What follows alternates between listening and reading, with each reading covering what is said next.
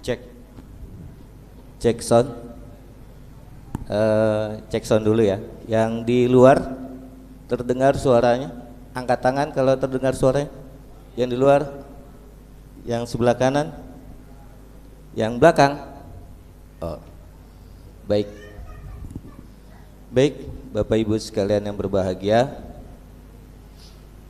Assalamualaikum warahmatullahi wabarakatuh.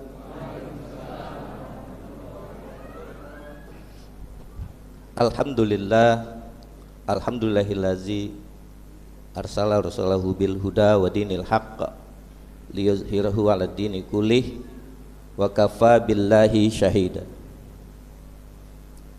Asyhadu an la ilaha illallah wahdahu la syarikalah wa asyhadu anna Muhammadan abduhu wa rasuluhu la nabiyya ba'da.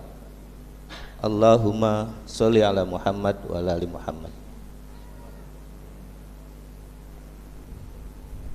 Rabbi shrah li sadri wa yassir li amri wahlul 'uqdatam min lisani yafqahu qawli. Bapak Ibu sekalian berbahagia, mari di awal kita panjatkan syukur kehadirat Allah Subhanahu wa taala. Kedua, salawat dan salam semoga tetap tercurah kepada Rasulullah sallallahu alaihi wasallam. Pagi hari ini alhamdulillah kita berkumpul memenuhi undangan dari komunitas Depok Mengaji, sebuah komunitas yang digagas di bulan yang berkah ini, dan juga yang dibahas adalah sesuatu yang mulia juga.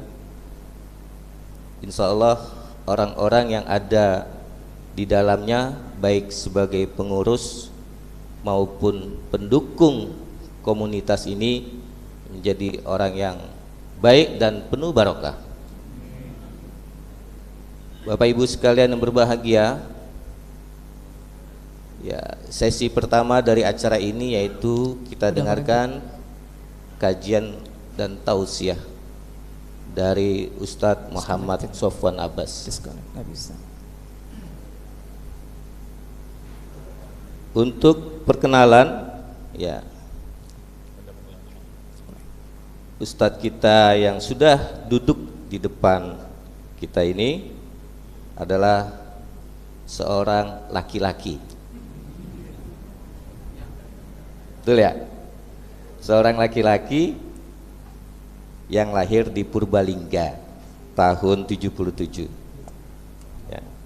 Tinggalnya di Villa Mutiara Cinere, daerah Limo tadi ya? Daerah Limo. Belum menikah tahun 2004. Nikahnya tahun 2005. Ya, menikah tahun 2005. Kan 2004 belum nikah tadi ya? Ya. Anaknya 3. Studinya ya di daerah Kalijaran, di daerah Karanganyar. Mana nih yang orang Karanganyar Kalijaran? Ada? Ya. Di daerah Surakarta, namanya kok MAPK apa tadi? MAPK? Madrasah Aliyah. Pendidikan Keagamaan. Program khusus. Program khusus. Madrasah Aliyah program khusus. Ya. Di daerah Surakarta. Kemudian S1 di Kairo, tentunya Al-Azhar, ya, dan S2-nya di Khartoum, Pakistan. Apa Pakistan apa Afgan? Sudan. Waduh, salah. Ya, maaf Pak. Khartoum, Sudan. Ya, biar senyum semua ya. Karena kita akan membahas sesuatu yang mulia, kita harus senyum. Baik. Keseharian dosen di Ma'had An-Nuaimi, Jakarta.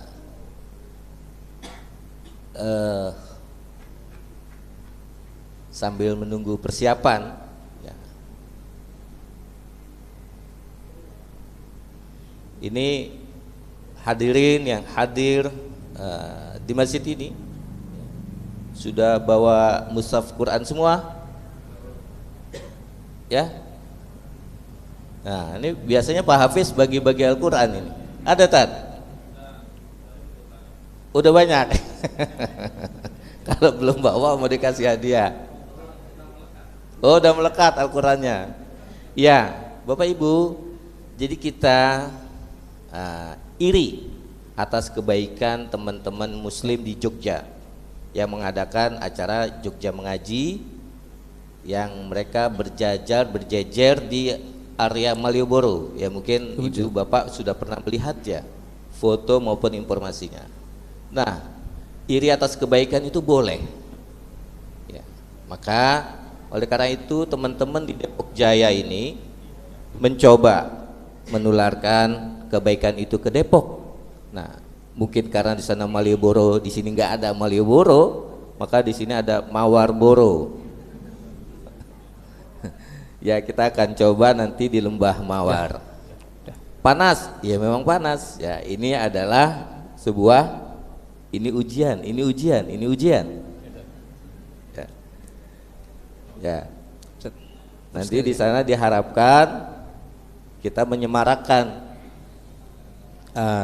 Lembah Mawar yang tadi kata Pak Hafiz lebih kepada banyak orang berolahraga dan berrekreasi. Kita mencoba memberi warna baru di Lembah Mawar ya, dengan kita sama-sama mengaji di sana. Nanti teknisnya akan diatur ya. Udah siap? Udah siap? Ya. Ya, karena Ustadznya sudah siap dan saya juga sudah kekurangan bahan bicara, maka acara akan kita segera mulai. Kepada Ustadz Muhammad Sofwan Abbas, tafadhol maskuran. Terima kasih Ustaz. Bismillahirrahmanirrahim. Assalamualaikum warahmatullahi wabarakatuh. Waalaikumsalam. Innal hamdalillah wassalatu wassalamu ala Rasulillah wa ala alihi wa ashabihi wa man wala, la haula wa la quwwata illa billah. Amma ba'du, tibtum wa taba mamsyakum wa tabawwa'tum minal jannati manzilah.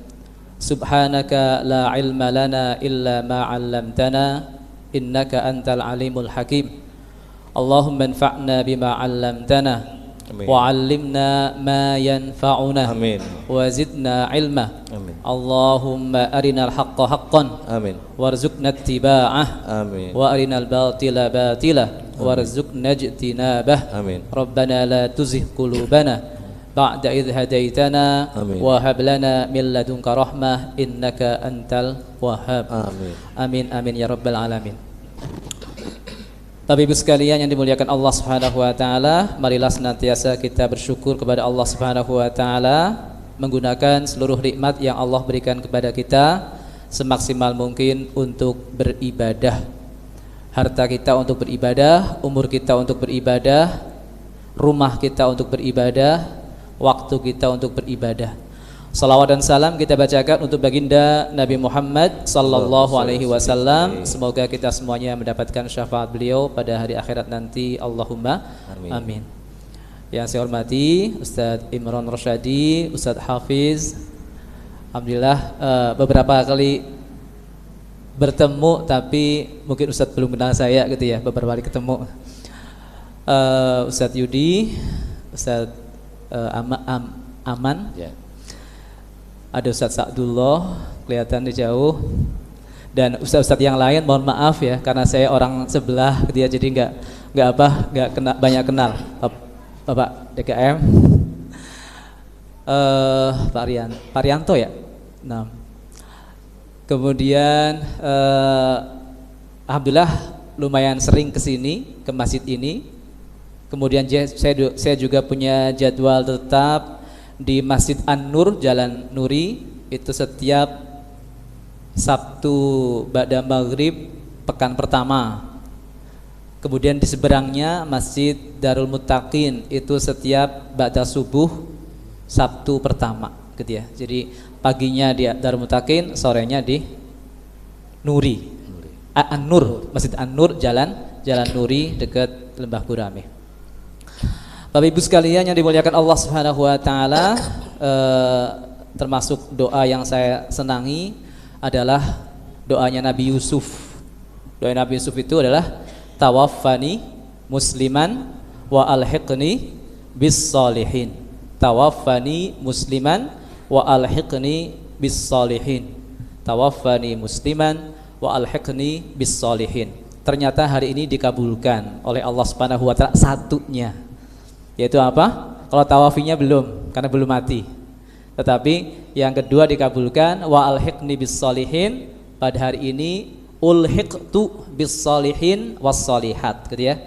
Saya merasa bukan orang soleh, kemudian dihadirkan di tempat ini bergabung dengan komunitas orang-orang soleh. Itulah doa Nabi Yusuf alaihissalam kepada Allah Subhanahu wa taala. Jadi saya niatkan untuk mentazkirah diri sendiri, gitu ya. Kemudian juga siapa tahu ada manfaatnya juga untuk Bapak Ibu semuanya. Tema kita pada kesempatan kali ini, mohon maaf diubah dikit ya. Tema yang di share itu adalah intensif interaksi dengan Al-Quran kalau tidak salah, gitu ya. Tapi kayak Inggris-Inggrisan sedikit, gitu ya. Jadi saya Indonesiakan, berinteraksi intensif dengan Al-Quran supaya Indonesianya itu baik dan benar, gitu ya. Bapak Ibu sekalian yang dimuliakan Allah Subhanahu wa taala, hampir semua materi yang saya siapkan di sini ada di situs saya, namanya www.mukjizat.co, gitu ya. Kemudian juga di atasnya ada Linktree ya, Linktree yaitu tadabbur ayat per ayat tapi belum selesai, gitu ya. Baru dari surat Al-Fatihah sampai surat At-Taubah, gitu ya. Jadi belum, masih sepertiga ya, sekitar sepertiga Al-Qur'an yang saya tulis. Itu adalah nukilan dari perkataan para ulama tafsir. Nukilan dari perkataan ulama tafsir mentadabburi Al-Qur'an. Silahkan kalau berkenan boleh dibuka Linktree-nya Mohsofwan. Bapak Ibu sekalian yang dimuliakan Allah Subhanahu wa taala, Allah Subhanahu wa taala berfirman dalam surat Al-Furqan ayat 30, A'udzubillahi minasyaitonirrajim. Jadi saya baca ta'awuznya di ayat pertama saja ya. Jadi nanti akan banyak ayat-ayat yang berikutnya saya tidak ta'awuz lagi, gitu ya. Sama seperti Bapak Ibu semuanya, kalau tadarusan, pada tarawih ataupun pada subuh, yang membaca ta'awuz itu yang pertama saja. Yang membaca shadaqallahul azim juga yang terakhir saja. Karena itu membaca ta'awudz itu memutus makna, gitu ya. Baca shadaqallahul azim juga memutus makna. Para ulama itu yang pertama baca a'udzubillahi minasyaitonirrajim, yang terakhir membaca shadaqallahul azim. A'udzubillahi minasyaitonirrajim. Wa qala ar-rasulu ya rabbi inna qaumit takhadhu hadzal qur'ana mahjura. Jadi shock terapi, gitu ya. Ayat pertama langsung mengerikan sekali. Rasulullah sallallahu alaihi wasallam yang sangat mencintai kita, menyayangi kita, ternyata terkait dengan Al-Qur'an, Rasulullah sallallahu alaihi wasallam melaporkan kaumnya, gitu ya. Wallahualam saya belum kelupaan mendetailkan kaumnya di sini siapa, gitu ya. Tetapi kita introspeksi saja bahwa kaumnya jangan-jangan adalah kita, gitu ya.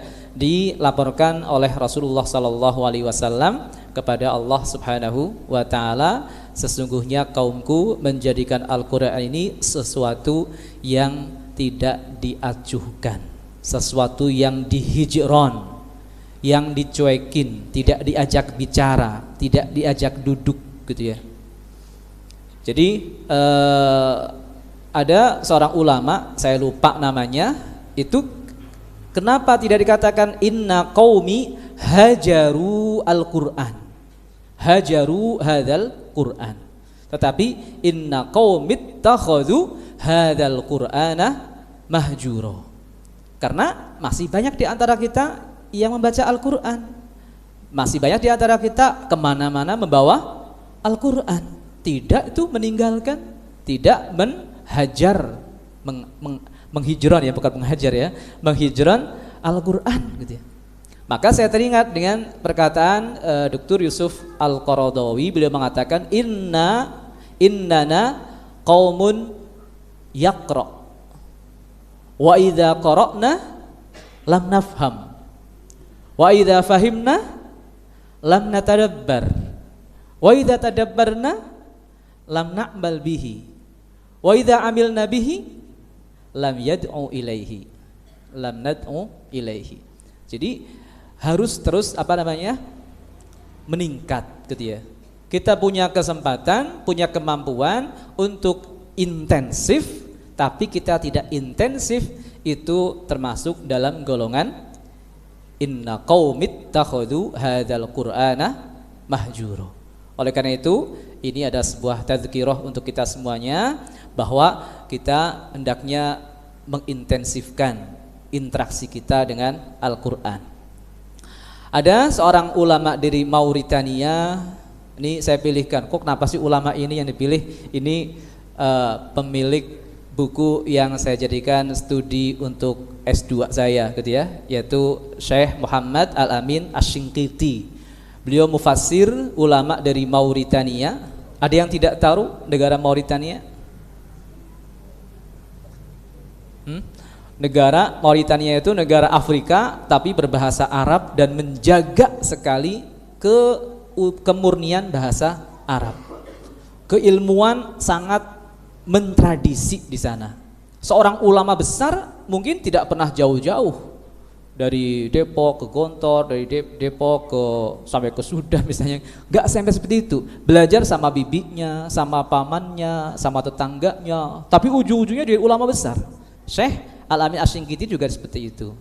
Beliau hijrah ke Madinah dan menjadi ulama besar di Madinah, mentafsirkan Al-Qur'an di di Masjid Nabawi. Bukunya namanya Adwaul Bayan fi Idahil Qur'an bil Qur'an. Ini kitab yang sangat nikmat untuk para penghafal Al-Qur'an. Ternyata seluruh ayat-ayat Al-Qur'an itu terkait, saling menjelaskan. Idahil Qur'an bil Qur'an, satu bagian Al-Qur'an menerangkan bagian Al-Qur'an yang lain. Tafsirul ayat bil ayat itu. Beliau mengatakan apa? Iyyaka ya akhi thumma iyyaka ayyuzahidaka fi kitabillahi ta'ala kathratuz zahidina fihi. Nah, jadi di sini ternyata beliau mempunyai sebuah istilah zuhud terhadap Al-Qur'an. Kalau kita kan diperintahkan zuhud kepada dunia. Tapi ada orang-orang yang sangat zuhud kepada Al-Qur'an. Kalau baca sedikit saja. Kalau cari tafsir yang tipis saja, gitu ya. Kalau misalnya cari masjid yang tarawihnya pendek saja, itu zuhud kepada Al-Qur'an. Ini istilah beliau sangat-sangat menohok gitu ya. Sungguh janganlah kau ikut bersikap zuhud terhadap Al-Qur'an hanya karena melihat banyak orang zuhud kepadanya dan banyak orang yang meremehkan, beramal dan mendakwahkannya. Jadi Bapak Ibu sekalian yang dimuliakan Allah Subhanahu wa taala, kita harus menjadi ghuraba, kata beliau. Menjadi ghuraba. Walaupun orang semuanya itu ke utara semuanya, yang benar itu ke selatan, ya walaupun yang ke selatan itu sepi, tetap kita ke selatan. Nah, kemudian Bapak Ibu sekalian yang dimuliakan Allah Subhanahu wa taala, untuk itu dalam apa nih Ustaz? Belum mengisi atau apa nih? Sudah. Tahu-tahu tertransfer duit banyak, nanti kan saya bingung. Nih bisnis gitu ya. Bapak Ibu sekalian yang dimuliakan Allah Subhanahu wa taala, sehingga karena ingin to the point saja, jadi dalam kesempatan kali ini saya akan menyampaikan beberapa hal yang bisa kita lakukan agar kita bisa intensif berinteraksi dengan Al-Qur'an. Yang pertama adalah doa. Tadi Ustadz Pak Guru yang sudah memulainya, sama pikiran kita Ustadz. Yaitu di sini ada yang namanya du'aul intifa'i bil Qur'an. Du'aul intifa'i bil Qur'an. Doa yang kita panjatkan agar kita bisa mengambil manfaat semaksimal mungkin saat berinteraksi dengan Al-Qur'an. Di antaranya saya bacakan tadi ketika awal sesi ini. Allahumma anfa'na bima 'allamtana wa 'allimna ma yanfa'una wa zidna ilma. Allahumma arinal haqqa haqqan warzuqna ittiba'ah wa arinal batila batilan warzuqna ijtinabah rabbana la tuzigh qulubana ba'da idh hadaitana wa hab lana min ladunka rahmah innaka antal wahhab. Dan masih banyak lain doa-doa, itu doa al-intifa' bil Quran gitu ya, doa intifa' bil Quran. Kebetulan saya tadi tidak berdoa rabbishrah li sadri wa yassir li amri wahlul 'uqdatam min lisani yafqahu qawli. Kenapa? Hah?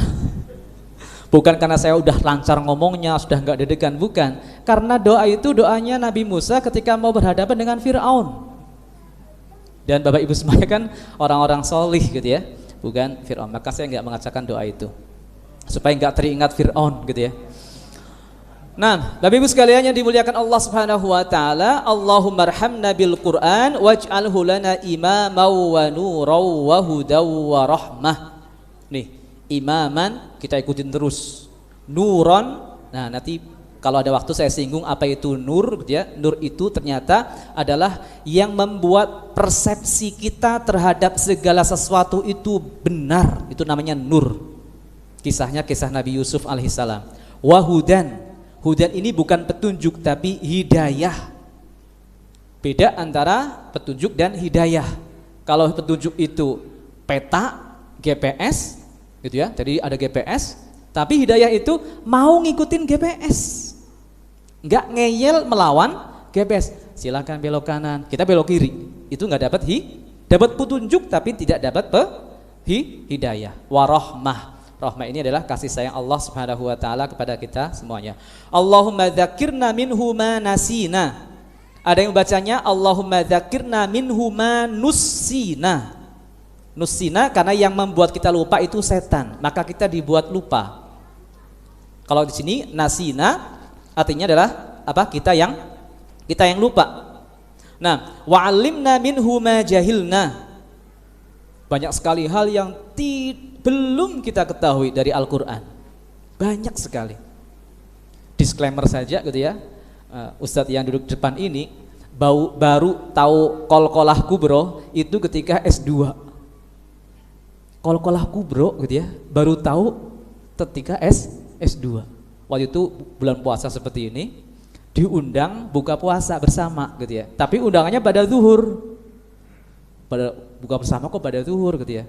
Ternyata ada halaqah Quran dulu, ada seorang syekh dari Mesir gitu ya. Kemudian belajarlah tajwid gitu ya. Ternyata disitulah saya baru tahu itu qalqalah kubro. Sementara ini yang saya tahu ketika belajar di kampung itu ternyata kurang tepat gitu ya. Warzuqna tilawatahu ana al-laili wa atrafan nahar waj'alhu lana hujjatan ya rabbal alamin. Allahumma ij'alil qur'ana rabi'a qulubina wa nura sudurina wa jalaa'a ahzanina wa humumina. Allahumma ij'alil qur'ana hujjatan lana la wa la taj'alhu hujjatan alaina. Allahumma ij'alna mimman yaqra'uhu fayarqa wa la taj'alna mimman yaqra'uhu fayashqa. Allahumma rzuqna bi kulli harfin minal qur'ani halawah wa bi kulli kalimatin karamah wa bi kulli ayatin sa'adah wa bi kulli suratin salamah wa bi kulli juz'in jazaa'a. Allahumma ij'alil qur'ana diya'a hayatina wa akhiratina. Allahumma waffiqna li hifdhihi wa husni tilawatihi wa diqqati ahkamihi wa himmati ta'allumihi wa hubbi ta'limihi. Allahumma ij'alil qur'ana syafi'an lana yaumal qiyamah. Nanti insyaallah filenya di-share ya sama Ustadz Yudi. Jadi insyaallah doa-doa ini kita hafal dan kita amalkan. Boleh sebelum tilawah, boleh setelah tilawah gitu ya. Bebas gitu ya. Supaya benar-benar alif lam mim dzalikal kitabu la raiba fihi hudan lil muttaqin, agar kita benar-benar mendapatkan hidayah dari Al-Qur'an, bukan sekedar gitu ya, sekedar pahala. Bapak Ibu sekalian yang dimuliakan Allah Subhanahu wa taala, yang kedua adalah tadi pertama mohon diingatkan ya, ini kedua gitu ya. Karena saya enggak beri nomor gitu ya.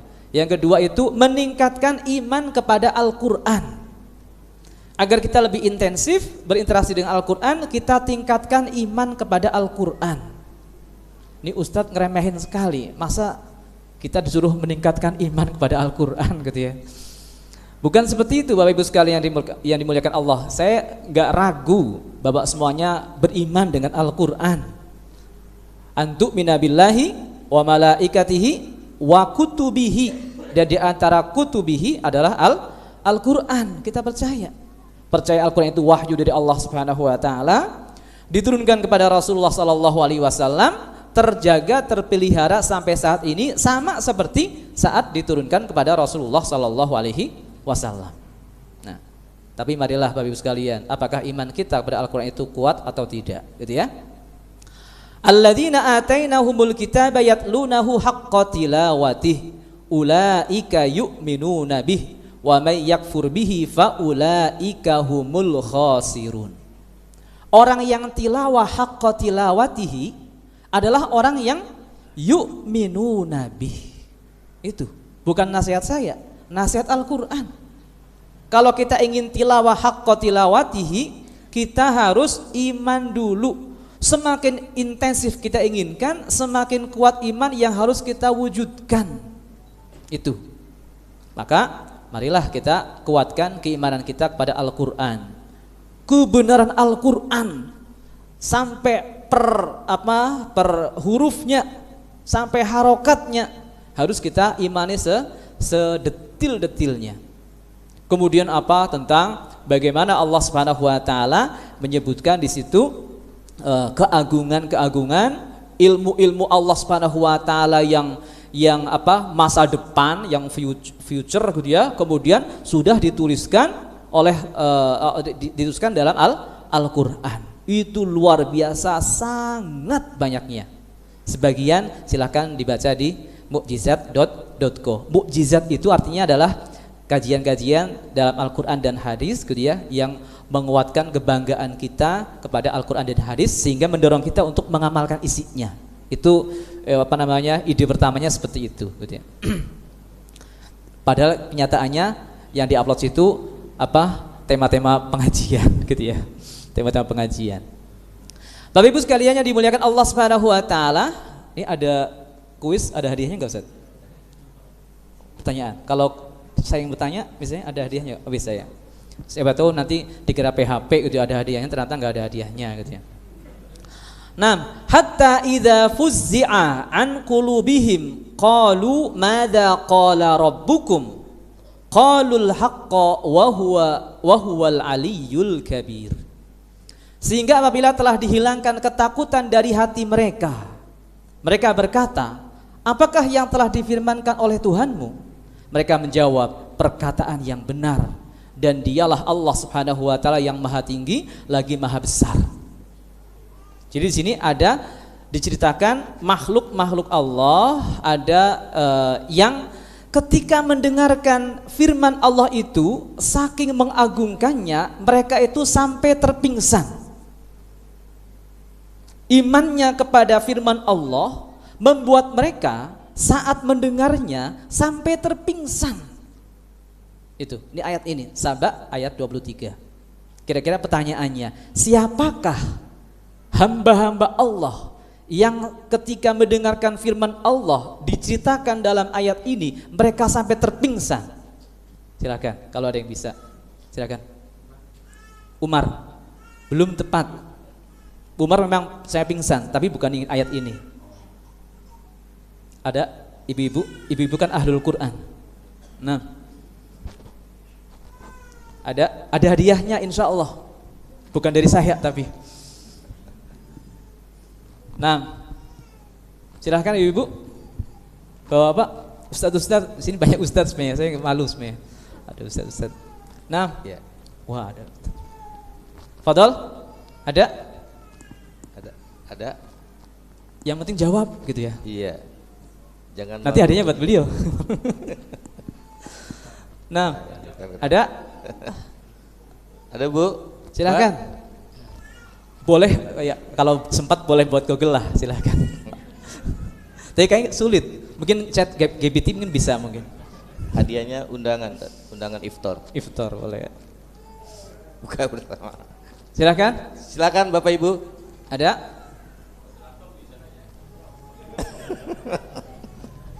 Nah, supaya waktunya gak cepet habis. Ya. Jadi Aman hadiahnya berarti. Itu adalah ini para malaikat, bukan manusia. Makanya disebutkan hamba Allah, makhluk Allah, jangan sebagai disebutkan manusia gitu ya, tapi adalah hamba Allah. Ini para malaikat. Para malaikat itu ada banyak di antara mereka itu kalau mendengarkan firman Allah, mereka itu terpingsan. Malaikat yang sangat agung itu terpingsan ketika mendengarkan firman Allah Subhanahu wa taala. Mohon maaf gitu ya, mungkin ada di antara kita yang sering ikut parenting dan sebagainya supaya anak kita itu cepat hafal Al-Qur'an, maka kita ajarin Al-Qur'an mulai dari dalam rahim. Diperdengarkan Al-Qur'an pakai headset di sini gitu ya. Pakai headset, ibunya tidur-tiduran. Boleh kita bayangkan. Kita bayangkan seorang ibu gitu ya, tidur-tiduran, leyeh-leyeh bahasa Jawanya, mendengarkan Al-Qur'an. Akhirnya tertidur.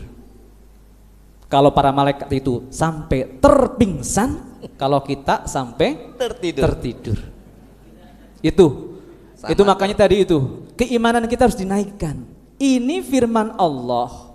Allah pencipta kita semuanya, pencipta alam semesta. Berfirman, kita cuekin, kita tinggal tidur. Boleh. Kan alladzina yadhkurunallaha qiyaman wa qu'udan wa ala junubihim. Zikir itu boleh berdiri, duduk, berbaring. Walau maknanya bukan itu, maknanya zikir dalam setiap keadaan. Gitu ya. Tetapi boleh juga dipahami, boleh. Tetapi secara keimanan, secara adab, mengagungkan Allah, mengagungkan firman-Nya. Masa sih mengagungkan firman-Nya? Saya aja mungkin sedih loh kalau ada yang tidur, Bapak Ibu semuanya. Walaupun gak apa-apa gitu ya. Oh tadi malam berarti tahajud gitu ya. Tetapi ya agak sedih juga gitu ya. Bapak Ibu sekalian yang dimuliakan Allah Subhanahu wa, apalagi Allah Subhanahu wa taala yang menciptakan kita semuanya sedang berfirman, kita tinggal tidur gitu ya. Rumah Qur'ani gitu ya. Setiap hari, setiap saat terdengar murotal Al-Qur'an. Dari luar terdengar murotal Al-Qur'an. Kalau kita masuk, ada yang tidur-tiduran, ada yang masak di dapur, ada yang lagi BAB, teriak-teriak, mi, cebokin. Di luarnya murotal Al-Qur'an, rumah Qur'ani. Padahal rumah yang melecehkan Al-Qur'an. Malaikat saja terpingsan, kok kita malah nyuekin firman Allah Subhanahu wa taala, gitu ya. Maka di sini Abdullah bin Umar radhiyallahu anhu beliau mengatakan, kami beriman kepada Al-Qur'an dulu baru membacanya sehingga mengetahui dan mengamalkan isinya. Banyak orang yang membaca dulu baru beriman sehingga tidak tahu dan tidak mengamalkan isinya. Ini dulu ya, zaman sahabat dibandingkan dengan zaman tabi'in. Kalau sekarang ya bisa kita ukur sendiri gitu ya. Al-Imam Al-Bukhari beliau mengatakan, orang yang akan merasakan Al-Qur'an hanyalah yang mengimaninya. Kalau tidak mengimaninya ya sekedar bacaan saja. Ini bacaan yang luar biasa, firman Allah, rasanya beda. Bapak Ibu, saya yakin tahu kalau ada orang baca hadis, ada orang baca Al-Qur'an, bisa bedakan ini Al-Qur'an, ini hadis. Gitu ya. Orang kafir saja bisa. Kan ada sosial eksperimen gitu ya. Ada kalau tidak salah Masyari Rosyid gitu ya, ke Jepang gitu ya, mewawancarai orang Jepang gitu ya. Beliau mengatakan, "Zahaba fulanun ila suqi fayashtari." Pakai nada bagus, tapi kata-kata bahasa Arab biasa gitu ya. Kemudian ketika membaca Al-Qur'annya kaku saja. Bismillahirrahmanirrahim. Alhamdulillahirabbil alamin. Arrahmanirrahim. Ternyata orang Jepangnya mengatakan, ketika saya dengar yang pertama biasa saja, tapi ketika mendengar yang kedua ada suasana beda yang masuk ke dalam hati saya. Itu Al-Qur'an gitu ya. Ternyata berbeda. Yang enggak beriman saja bisa merasakan perbedaan itu, apalagi orang yang beriman. Apalagi terus meningkatkan keimanan. Semakin terasa lagi yang ada di depan kita itu apa gitu ya. Kemudian yang ketiga, menambah cinta kepada Al-Qur'an. Menambah cinta kepada Al-Qur'an. Yang pertama, menautkan hati dengan Al-Qur'an. Ada orang yang terlihat sangat berjodoh dengan Al-Qur'an. Sangat berjodoh dengan Al-Qur'an artinya apa?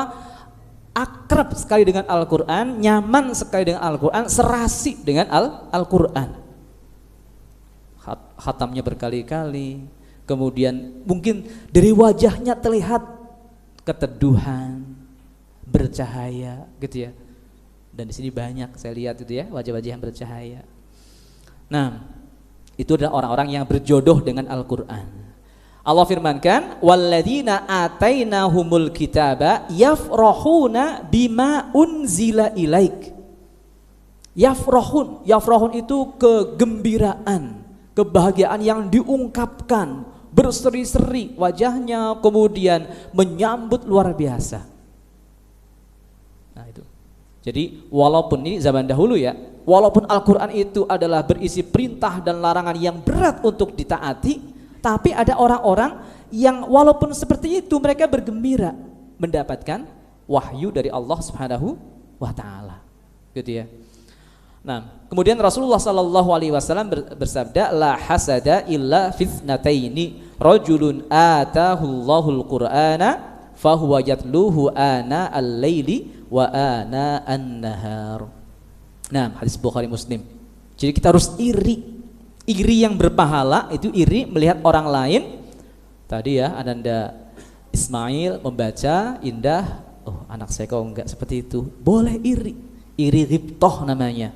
Nah, jadi bukan iri kemudian mengharapkan wah semoga cuma surat itu yang hafal misalnya, bukan seperti itu gitu ya. Tetapi semoga anak saya juga seperti Allahumma amin. Nah gitu. Nah kemudian tidak berjodoh karena belum mengenal Al-Quran sehingga hati enggan, gitu ya. Kan jodoh kan sampai ke walimahan gitu ya, kan ada khitbah. Sebelum khitbah ada namanya ta'aruf. Gak mungkin kita itu menikah belum saling mengenal, belum mengetahui keistimewaan sang calon pasangan, gitu ya. Kita mengenal Al-Quran dulu, mengenal keuntungan kita berinteraksi dengan Al-Quran, gitu ya. Seperti itu. Kan ada ya yang rame di WhatsApp itu kan. Jadi seorang anak yang buta gitu ya, tapi tilawahnya bagus banget. Pernah nggak kamu berdoa supaya nggak buta gitu ya? Ternyata beliau lebih suka kondisi seperti ini. Buta tapi bisa menikmati Al-Quran. Kalau saya mungkin melihat, mungkin malah tidak dapat nikmat membaca Al-Quran. Itu sudah merasakan gitu ya. Atau mungkin lebih sering karena hati kotor. Kita mengenal Al-Quran, kita ingin dekat dengan Al-Quran, tapi Al-Qurannya nggak mau. Kan ini ya, apa namanya? Saya ingin punya istri yang gini, banyak sekali kriterianya. Memang saya siapa, gitu ya? Kok ingin yang muluk-muluk seperti ini, gitu ya? Jadi apa? Harus kufu, gitu ya? Harus seimbang. Al-Quran itu kitab suci. Kalau hati kita kotor, ya Al-Quran nggak mau. Harus kufu, Al-Quran kitab suci, hati kita bersih dari berbagai macam penyakit dan kotoran. Masa ada orang yang seperti itu? Ada ini. Allah firmankan, Inna ja'alna ala qulubihim akinnatan ayyafqahu. Kami letakkan tutupan di atas hati mereka sehingga mereka tidak memahaminya. Tidak bisa memahami yang dapat tidak bisa menangkap hidayah dari Al-Quran. Ini ulama mengatakan walaupun doktor bahasa Arab, orang Arab, doktor bahasa Arab meneliti tentang makna-makna bahasa Arab, kalau ada penyakit hati tetap saja tidak bisa menangkap pesan Allah Subhanahu wa taala dalam Al-Quran. Di Mesir ada namanya Syekh Mutawalli Asy-Sya'rawi. Beliau punya tafsir video namanya. Tafsir video itu, tafsirnya itu basicnya itu video, pengajian seperti ini, banyak yang hadir. Beliau megang mushaf dari awal sampai akhir itu diurutkan. Sekali pertemuan berapa ayat gitu ya, di videoin seperti itu. Tapi belum ada YouTube, masih burik gitu ya videonya. Kemudian ada yang menulis akhirnya dari video itu jadi tafsir Sya'rawi. Nah, beliau itu kalau menerangkan tafsirnya itu sambil gini aja. Tapi hadirinnya itu pada takbir, pada histeris. Ternyata Syekh Sawi santai aja gitu ya. Ternyata banyak sekali makna baru, jamaah itu tidak mengenal sebelumnya, baru sadar ada makna seperti itu terkandung dalam ayat. Mereka, ya, orang Arab itu kan ini ekspresif gitu ya. Kalau mendapatkan sesuatu tuh langsung teriak gitu ya. Aneh juga pengajian pada teriak-teriak gitu ya. Ada seperti itu. Syekh Sya'rawi itu luar biasa. Pasti kalau kita baca tafsirnya pasti mendapatkan hal yang baru gitu ya. Ada lagi seorang ahli bahasa dari Irak namanya Syekh Fadil Shalih As-Samirai gitu ya. Ini saya baru ketemu beliau gitu ya di YouTube maksudnya gitu ya. Baru ketemu beliau, dulu nggak kenal gitu ya. Nyesel nggak kenal dari dulu gitu ya. Nah, beliau tuh mendedikasikan hidupnya itu untuk meneliti kebahasaan Al-Quran. Beliau mengatakan banyak sekali orang mengenal ilmu nahwu tapi berhenti kepada nahwu. Beliau ingin mengembangkan dan sudah mengembangkan ma'ani an-nahwi. Ma'ani an-nahwi. Kita kan tahu mubtada, khobar, fi'il, fa'il gitu kan, jumlah ismiyah, jumlah fi'liyah. Nah, beliau Muhammadun zahaba Muhammadun maknanya sama kalau secara nahwu gitu ya. Tapi ternyata beliau lihat diteliti dengan berdasarkan khazanah klasik, ternyata maknanya bisa sangat berbeda gitu ya. Ini beliau kalau kajian ada di MBC gitu ya, saya udah download itu banyak. Kalau kajian itu hostnya itu doktor bahasa.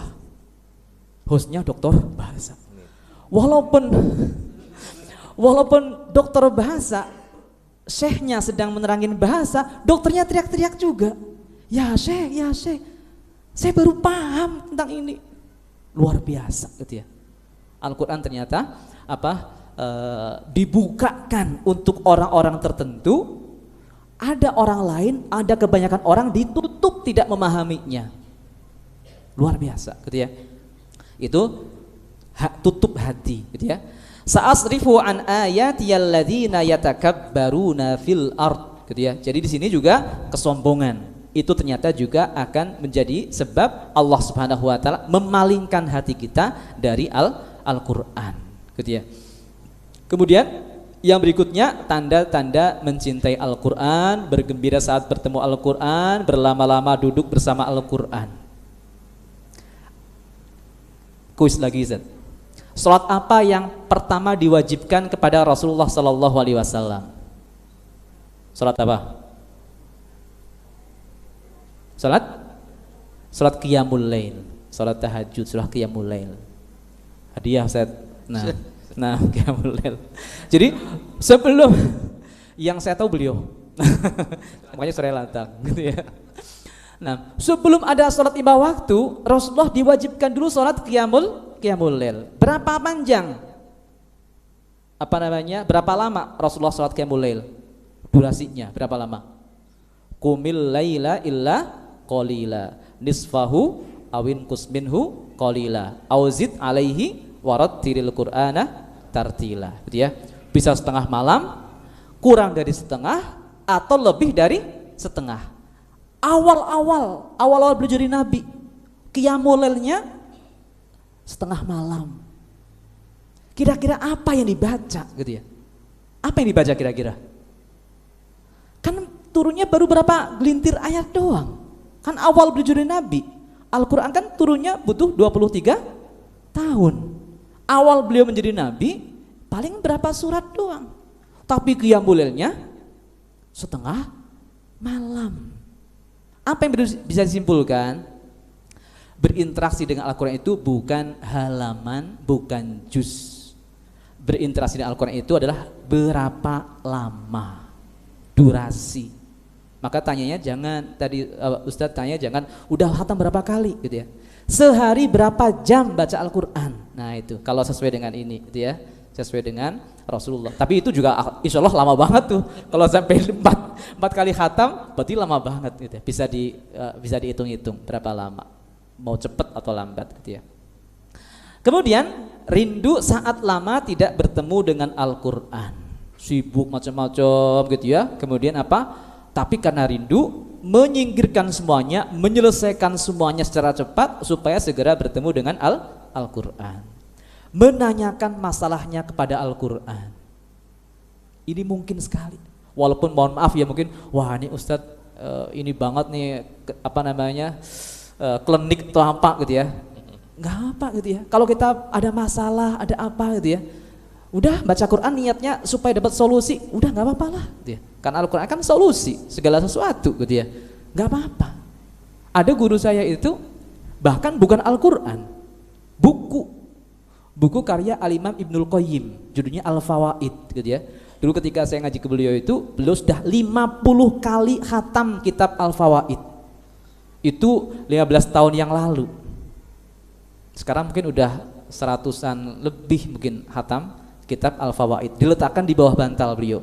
Ada masalah sedikit, baca. Gak tahu proses seperti apa, langsung aja selesai masalahnya gitu ya. Itu. Tapi yang secara teknik ya tentu adalah istilahnya petunjuk Al-Quran dalam masalah ini bisa dibahas dengan tanya kepada para ulama gitu ya. Kemudian menaati petunjuknya tadi itu. Tidak semua orang dapat petunjuk, tapi tidak semua orang dapat, tapi hanya sedikit saja yang dapat hidayah. Yang dapat hidayah itulah orang yang mengikuti petunjuk tersebut. Orang yang mencintainya juga berkorban untuk yang tercinta. Ini kutipan dari Syekh Muhammad Al-Ghazali. Ini bukan Imam Ghazali, ini Syekh Muhammad Al-Ghazali. Wafat tahun 98 atau 7 gitu ya. Nah, beliau mengatakan Al-Qur'anu la yu'tika ba'dahu hatta tu'tihi kullaka. Al-Qur'an tidak akan memberimu sedikit manfaatnya hingga kau memberikan semua yang kau miliki. Itu. Jadi kebalikannya gitu ya. Kita memberikan semuanya, Al-Quran baru memberikan sedikit. Ya kalau kita berinya sedikit, Al-Quran nggak memberikan sama sekali. Ini Syekh Muhammad Al-Ghazali, gurunya Syekh Yusuf Al-Qaradawi gitu ya. Kemudian yang keempat ya kalau tidak salah ya. Yang keempat, menambah rasa butuh kepada Al-Quran. Kalau kita butuh kepada Al-Quran, maka kita itu mencari apa yang kita butuhkan. Bukan kewajiban, bukan musiman, tapi kebutuhan gitu ya. Nah, Al-Imam Ibnul Qayyim beliau mengatakan kebutuhan hati kita kepada Al-Quran lebih besar daripada kebutuhan fisik kita kepada makanan dan obat-obatan. Perut kita menjerit kalau kita nggak makan, telat makan. Tapi hati kita santai-santai saja ketika tidak membaca Al-Quran. Itu apa maksudnya? Ya, memang hati yang sedang sakit ya tidak merasa kelaparan gitu ya. Kita kalau perut kita sakit kan nggak mau makan malah gitu ya. Hati kita kalau sedang sakit juga tidak merasa kelaparan, tidak merasa butuh Al-Quran. Nah gitu, harus sembuh dulu. Itu. Kemudian Syekh Yusuf Al-Qaradawi beliau mengatakan Al-Quran adalah nutrisi yang menumbuhkan dan menyehatkan, dibutuhkan setiap saat oleh siapapun dalam kondisi apapun, oleh siapapun dalam kondisi apapun, gitu ya. Karena Al-Quran untuk semuanya.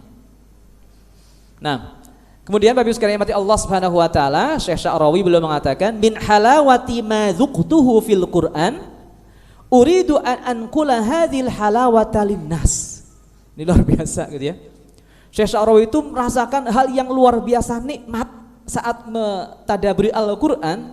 Beliau itu ingin mengambil kenikmatan itu dibagi-bagikan kepada orang-orang gitu ya.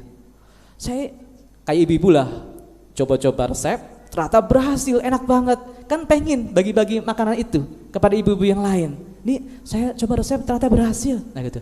Syekh Sya'rawi juga demikian. Saya mendapatkan sesuatu yang sangat nikmat, saya ingin bagikan hidangan Al-Quran ini kepada orang-orang yang saya cintai. Dan itu ternyata setiap halaman tafsirnya itu ada saja hal yang manis itu, ada saja gitu ya. Tapi agak sulit membacanya memang. Saya kadang sampai 5 kali baru paham gitu ya. Kemudian lau ju'ilal Qur'anu fi ihabin thumma ulqiya fin nari mahtaraq. Hadis riwayat Al-Imam Ahmad. Seandainya Al-Qur'an diletakkan di kulit, dibungkus pakai kulit, lalu dilemparkan ke dalam api, maka tidak akan terbakar. Jangan dieksperimen ya. Mushaf digulung kulit, dibakar. Coba hadis Nabi benar atau enggak gitu ya. Kalau yang kita pahami ini adalah kalau dalam dada kita ada Al-Qur'an, kita yang terdiri dari kulit ini tidak akan masuk neraka. Karena di dalam kita ada Al-Qur'an, gitu ya. Dalam hati kita ada Al-Qur'an, ada ma'ani Al-Qur'an. Maka neraka juga tidak akan membakar tubuh yang berisi seperti itu. Maka kita sangat membutuhkan, gitu ya. Sangat membutuhkan adanya Al-Qur'an dalam hati kita.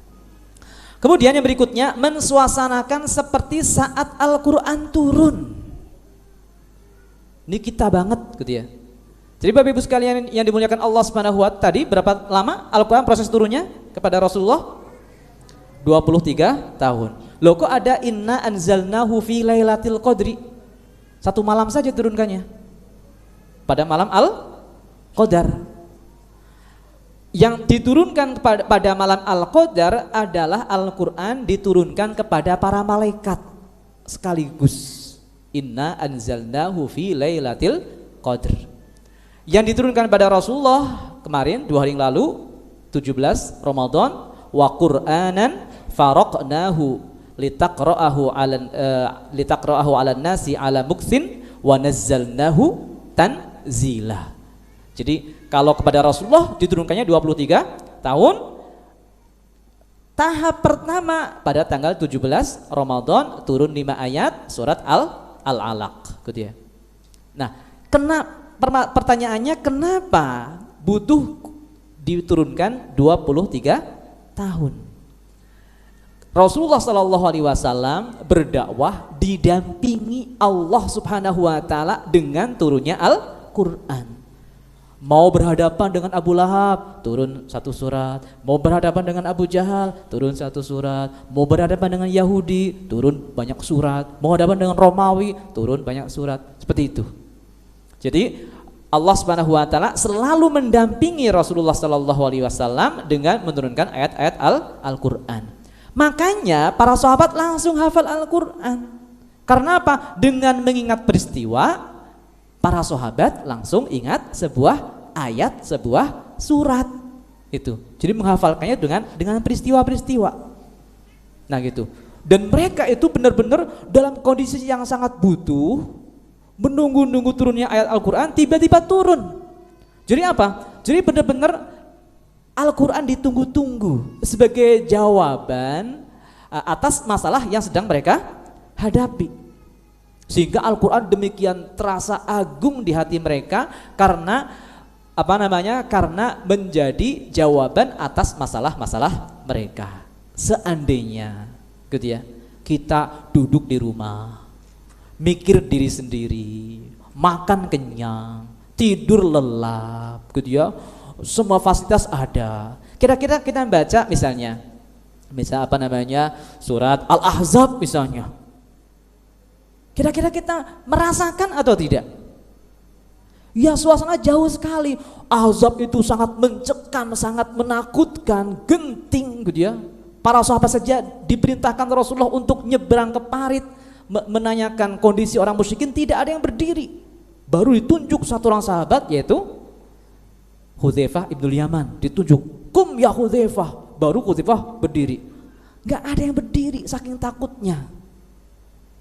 Kira-kira ayat yang suasana turunnya seperti itu, menceritakan peristiwa seperti itu, dibaca orang di bawah AC, tidur nyenyak, perut kenyang, sambil nonton TV misalnya, gitu ya, sambil nonton YouTube misalnya, yang nggak nyambung, gitu ya.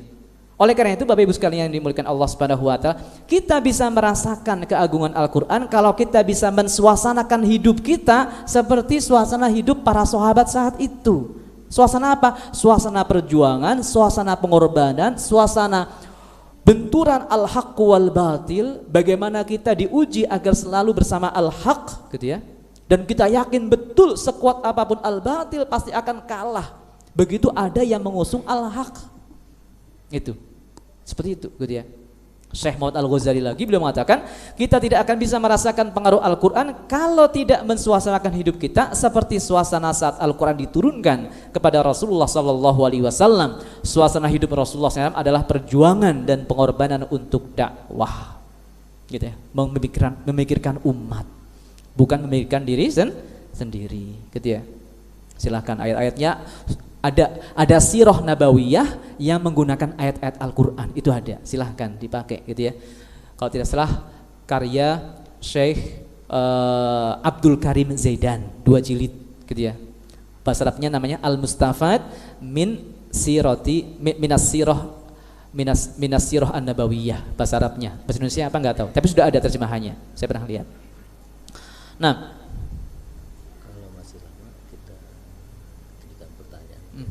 oh, silakan. Nah, ya,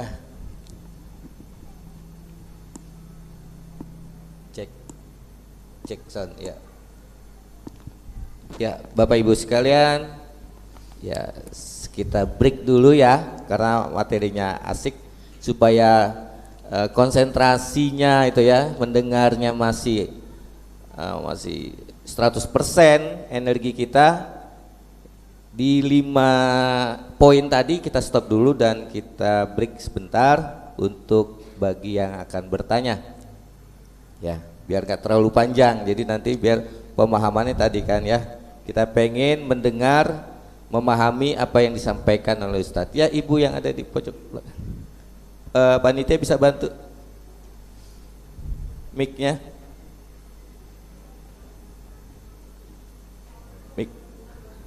Waalaikumsalam warahmatullahi wabarakatuh. Dengar insyaallah. Bisa ya? Enggak ada. Hah? Ini bisa? Oh, enggak panjang ya? Oh, enggak sampai. Enggak sampai. Ibu bisa maju atau enggak maju? Gak usah, dengar insyaallah. Kedengeran? Dengar. Ya, di situ. Enggak panjang.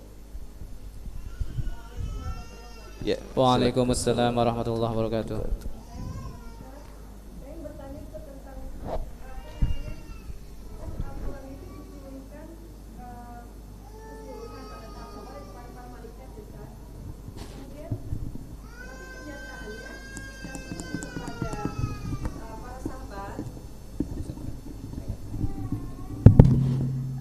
Saya ulangi, kan Al-Quran itu secara pertama diturunkan secara keseluruhan kepada para malaikat. Nah, tetapi kenyataannya ketika turun kepada para sahabat itu kan ada kasus dulu, misalnya kasus Khawlah bintu Sa'labah misalnya, baru turun ayat ini. Terus kemudian kasus-kasus yang lain misalnya gitu ya. Artinya berdasarkan kasus gitu. Nah, itu yang saya agak kurang paham gitu ya. Kok bisa begitu gitu, Ustaz? Terima kasih. Assalamualaikum warahmatullahi wabarakatuh. Waalaikumsalam. Ya bisa tentu, Bu. Satu, baru satu dari ibu-ibu. Ada lagi yang di luar? Oh, itu ya. Nah, itu bisa pakai mic dekat. Assalamualaikum warahmatullahi wabarakatuh. Waalaikumsalam warahmatullahi wabarakatuh. Terkait dengan poin kelima yang terakhir ya Pak Ustadz, yang Pak Ustadz sampaikan mengenai suasana, mensuasanakan seperti saat Al-Quran turun. Kalau kita lihat saat ini fasilitas pendidikan yang mendidik para santri tahfiz gitu, kebanyakan yang saya lihat tempat-tempatnya nyaman, suasana lingkungannya asri.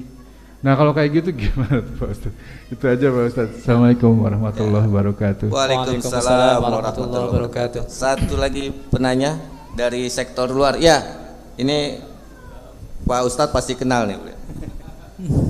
Bismillahirrahmanirrahim. Assalamualaikum warahmatullahi wabarakatuh. Waalaikumsalam warahmatullahi wabarakatuh. Tadi Ustadz sampaikan bahwa ada hal yang mungkin bisa melecehkan dalam Al-Quran ya, yaitu tadi ada rubah Quran didengarkan sambil masak, ada yang lebih ekstrim, ada yang BAB tadi ya.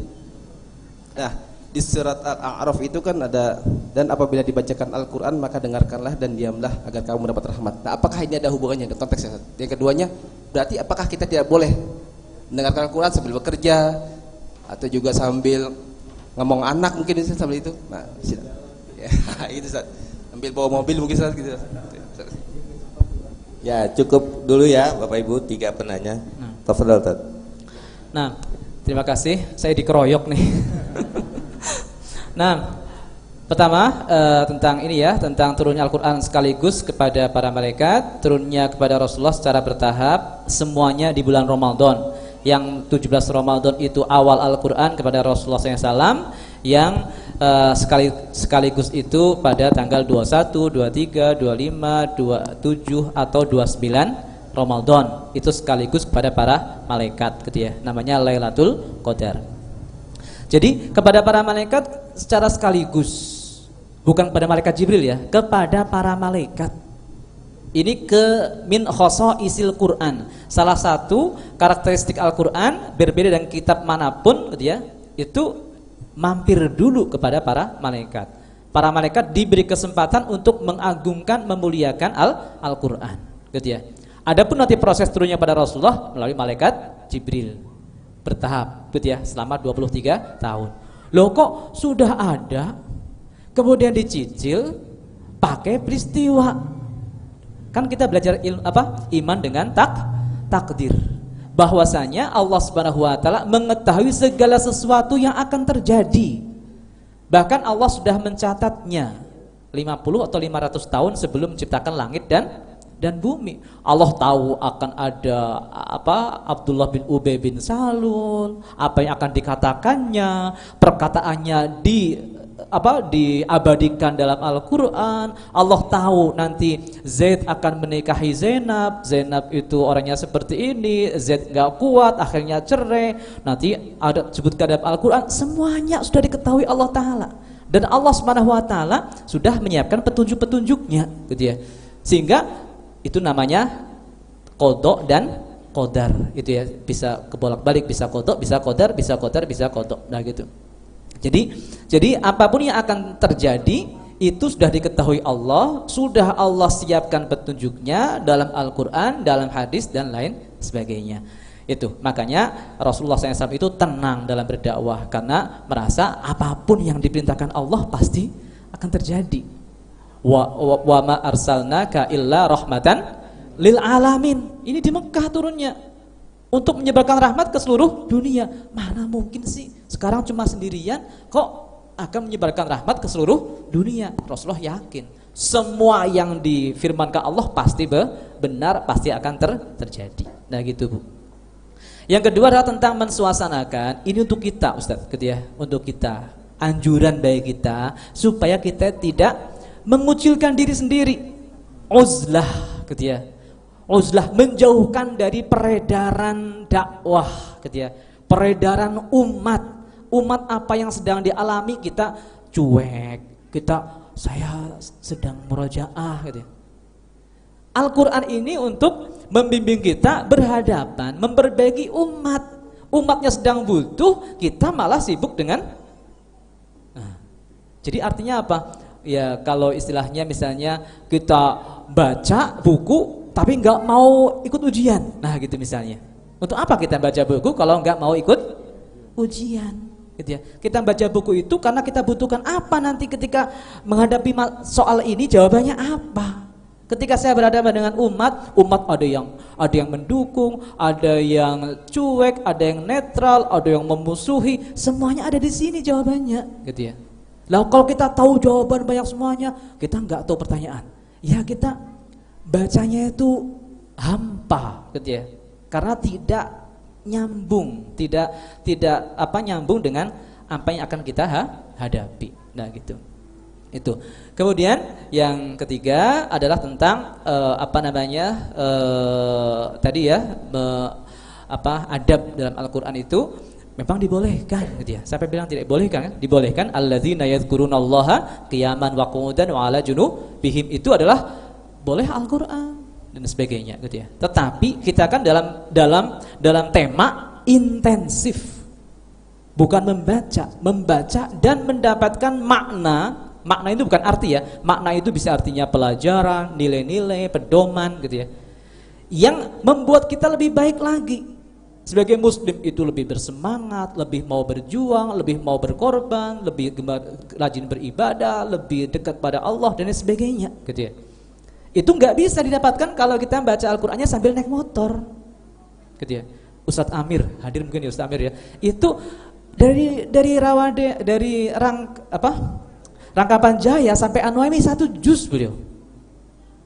Tapi niatnya bukan niat untuk dapatkan inspirasi apa, hidayah apa. Niatnya adalah untuk murojaah Al-Qur'an. Ya dapatnya murojaah. Boleh seperti itu. Pulangnya 1 juz lagi. Itu Ustadz Amir. Saya buka rahasianya di sini gitu ya. Beliau seperti itu. Makanya hafalannya kuat gitu ya. Tapi targetnya target apa? Murojaah gitu ya. Tapi kalau kita targetnya itu dapat semakin soleh, dapat hidayah dan sebagainya, ya benar-benar fastami'u lahu wa ansitu. Fastami'u lahu wa ansitu. Makanya saya kalau hari Jumat itu kadang deg-degan gitu ya. Jam 10 masjid-masjid sudah nyiarin tilawah. Itu saya tuh kayak mau khutbah terlambat banget gitu ya. Ya Allah, masjid udah tilawah gitu ya. Padahal khutbah saya jauh misalnya, buru-buru, padahal jam 10, masjidnya kecepatan gitu ya. Padahal orang sedang sibuk. Kalau mau nyetel ya sholawatan, gak apa-apa, zikir apa, gak apa-apa. Tapi kalau Quran kalau bisa ya mepet-mepet lah gitu ya. Jangan paksa orang yang sedang tidak dalam kondisi siap mendengarkan Al-Quran harus mendengarkan Al-Quran, sehingga terpaksa akhirnya kurang menghormati, kurang memuliakan Al-Quran. Nah gitu. Jadi bacakanlah Al-Quran ketika orang dalam kondisi siap untuk mendengarkan. Nah gitu. Kalau masjid pun demikian gitu ya. Sholawat ataupun rohatil atau apa silahkan gitu ya. Tapi kalau Quran di waktu orang itu siap mendengarkan. Nah, misalnya seperti itu. Jadi mungkin melecehkan itu mungkin berlebihan dari saya gitu ya. Karena ada ulama juga yang ini Syekh Rotib An-Nabulsi beliau mengatakan, kalau kita bisa baca Al-Qur'an, kemudian bisa khatam Al-Qur'an, tapi hidup kita kurang gitu ya. Kita nggak bisa beli baju lebaran, kita nggak bisa mudik gitu ya misalnya. Ada tetangga gitu ya, dia udah siap baju lebaran, tiap hari semerbak kuehnya macem-macem gitu ya. Kemudian udah siap mudik gitu ya. Tapi keluarga itu nggak kedengaran baca Al-Qur'an. Kita iri, rumah kita iri ke rumah tetangga, itu melecehkan Al-Qur'an. Itu kata ulama namanya Syekh Rotib An-Nabulsi, itu melecehkan Al-Qur'an. Karena apa? Allah berfirman, wa 'allamaka ma lam takun ta'lam wa kana fadlullahi 'alaika 'azima. Dan Allah mengajarimu apa yang belum kau ketahui. Pemberian Allah kepadamu sungguh sangat agung. Allah berikan kepada kita Al-Qur'an, wa 'allamaka ma lam takun ta'lam. Allah berikan kita kemampuan baca Al-Qur'an, kemauan baca Al-Qur'an itu luar biasa. Yang diberikan pada tangga itu cuma mudik, cuma baju baru. Kok kita iri, merasa kita nelongsok sementara tetangga beruntung? Itu melecehkan Al-Qur'an. Nah gitu. Ya agak berlebihan tapi enggak juga gitu ya. Enggak juga karena ada ulama seperti itu juga gitu ya. Nah, itu. Kita harus iri sama Pak Aman misalnya gitu. Wah, anaknya seperti itu. Nah, gitu. Udah, Set.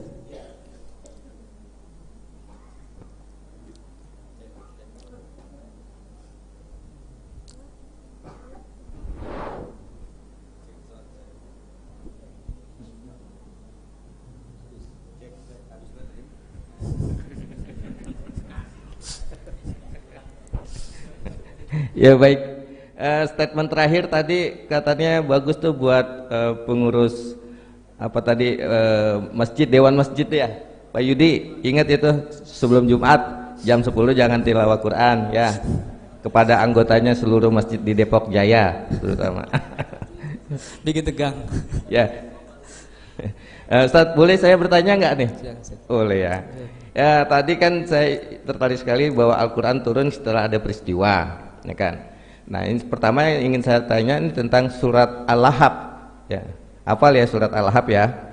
Nah, itu waktu turun surat Al-Lahab, apakah si Abu Lahab itu masih hidup? Gitu.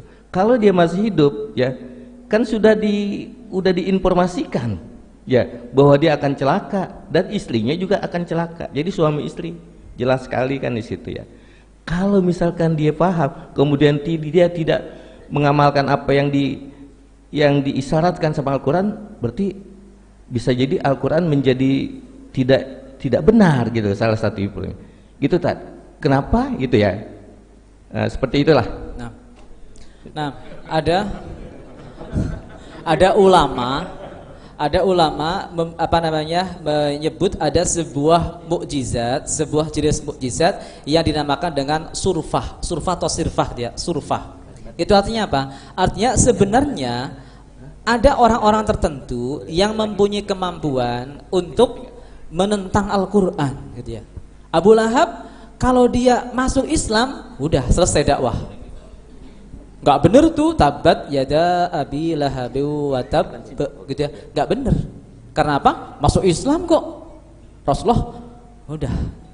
Ternyata beritanya salah gitu ya. Tetapi Abu Lahab enggak Abu Lahab palingkan, Allah Ta'ala memalingkan Abu Lahab dari melakukan hal seperti itu. Itu kemukjizatan Al-Quran gitu ya. Itu kemukjizatan Al-Quran gitu ya. Tapi diperdebatkan, sisi kemukjizatan seperti itu diperdebatkan, benar atau tidak gitu ya. Ada ulama yang setuju, ada ulama yang tidak setuju. Itu Ustaz.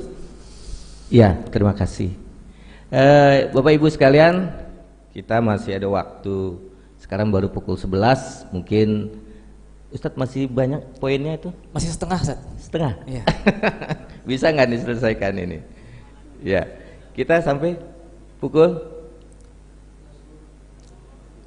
sampai menjelang sore, coba kan?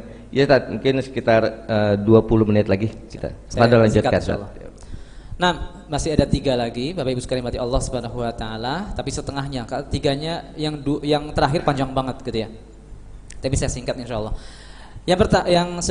Yang ketiga sebelum terakhir, meningkatkan tujuan berinteraksi dengan Al-Qur'an gitu ya. Bapak Ibu sekalian yang dimuliakan Allah Subhanahu wa taala, kebanyakan tadi tanya ya, basmalah berapa huruf gitu ya.